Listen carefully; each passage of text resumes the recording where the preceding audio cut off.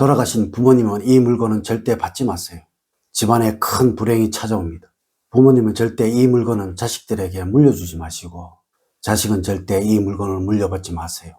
이것은 부모님의 것이라도 절대 물려받으면 안 되는 것입니다. 이것은 그동안 잘못 알고 계셨던 또 모르고 계셨던 부분들일 것입니다. 우선 영상을 시청하시기 전에 좋아요, 구독, 알림을 부탁드립니다. 제가 이 영상을 제작하는데 큰 힘이 되는 것은 물론이고 다음번 영상들도 여러분들이 편안하게 받아보실 수가 있을 것입니다. 여러분 반갑습니다. 모모도도입니다. 여러분, 오늘 아침에 이러한 전화를 받았습니다. 며칠 전에 제게 손자가 태어나 이름을 지으셨던 분이신데 어머님이 오늘 아침에 돌아가셨다고 아니나 다를까 화장을 해서 뿌려달라는 유언을 남기셨는데 이를 어찌해야 하냐고 묻는 전화였습니다. 이는 아마 여러분들 중 거의 모두가 겪어야 할 딜레마일 것입니다.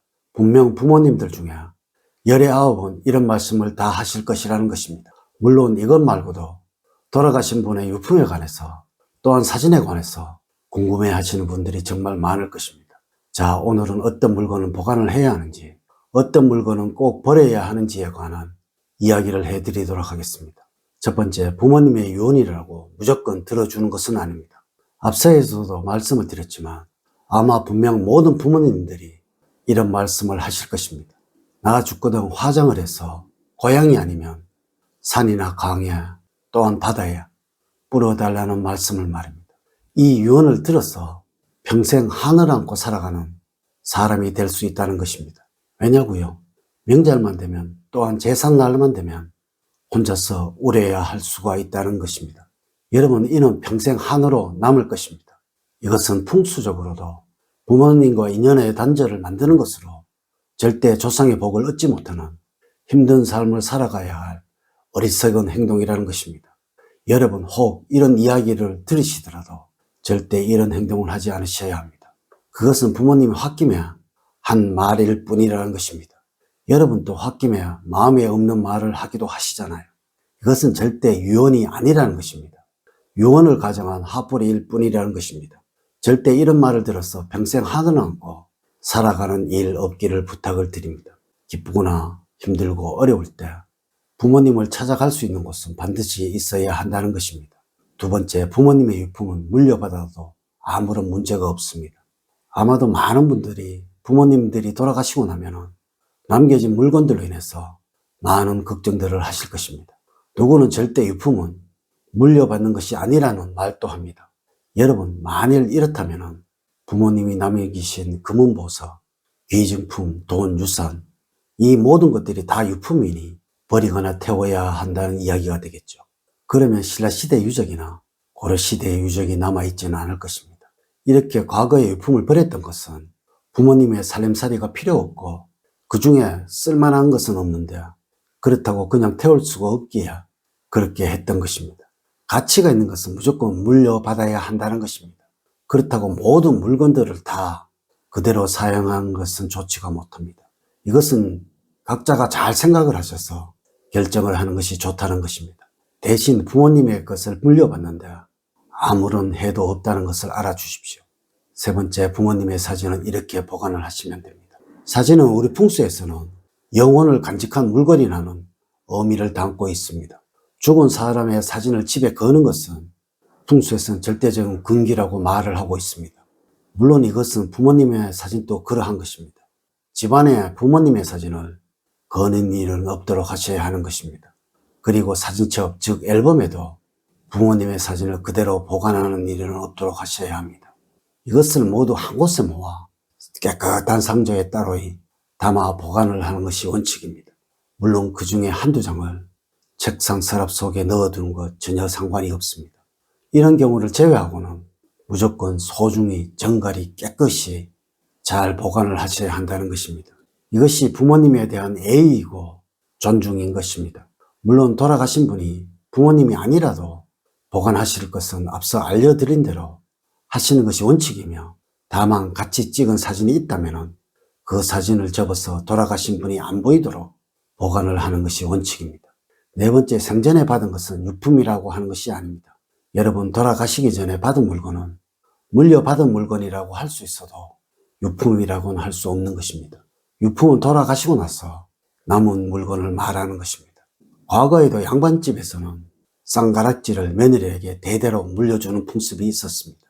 그렇다고 이를 유품이라고 말을 하지 않았다는 것입니다.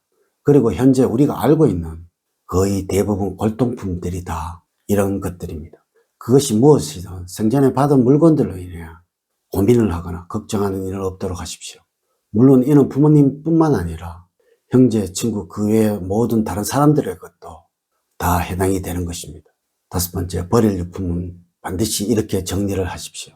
풍수에서 유품을 태워야 한다고 말을 하는 것은 존중과 예의에서 나타나는 수단이기에 그러한 것입니다. 쓰레기처럼 함부로 취급을 하는 것은 돌아가신 분에 대한 모욕이라고 생각을 한다는 것입니다. 물론 이 모든 것들은 유품 처리 업체에 맡기시면 가장 좋을 것입니다. 하지만 이것은 비용의 문제도 있을 것이고 또 모든 물건을 다 이렇게 할 수는 없는 거겠죠. 현재 가장 좋은 방법은 큰 쓰레기 봉투에 유품을 모두 담아 넣어버리는 것입니다. 현대에는 모든 쓰레기들이 다 소각이 되기에 이렇게 해도 문제가 될 것이 없다는 것입니다. 하지만 꼭 주의를 하셔야 할 것은 유품과 일반 다른 쓰레기를 같은 봉투에 담아 버리는 일만은 없도록 하세요. 이것은 유품을 쓰레기 취급을 한다는 것이라 앞서의 원리와 완전히 다른 행동이 되는 것입니다. 항상 유품만 쓰레기 봉투에 담아서 잘 봉해서 버리시는 것 잊지 마세요. 여섯 번째, 장례를 치르며 절대 다투지 마세요. 여러분, 세상에서 가장 볼상사나운 것이 장례를 치르면서 돈 문제로, 즉 유산 문제로 가족 간에 다투는 것입니다. 물론 이는 타인의 눈에도 그러하지만 돌아가신 부모님의 입장에서는 정말 땅을 칠 일일 것입니다. 영혼이 정말 없을까요? 그럼 왜 장례를 치르나요? 눈앞에서 자식들이 돈 문제로 원수처럼 싸우고 있다면, 그렇다고 말릴 수도 없는 입장이라면, 그리고 그 이유가 여러분들이 남긴 돈 문제로 그러한 것이라면 여러분의 입장은 어떠하시겠습니까? 일단 장례를 치르고 돈 문제는 그 이후에 법적으로 하시든 서로 협의를 하세요. 장례를 치르는 시기 동안은 절대 형제간에 자매간에 얼굴을 붉히는 일이 없도록 하시고 모든 것을 잘 협의를 해서 마무리를 하시도록 하십시오. 그래야 부모님들은 편안하게 한이 없이 떠날 수 있을 것입니다.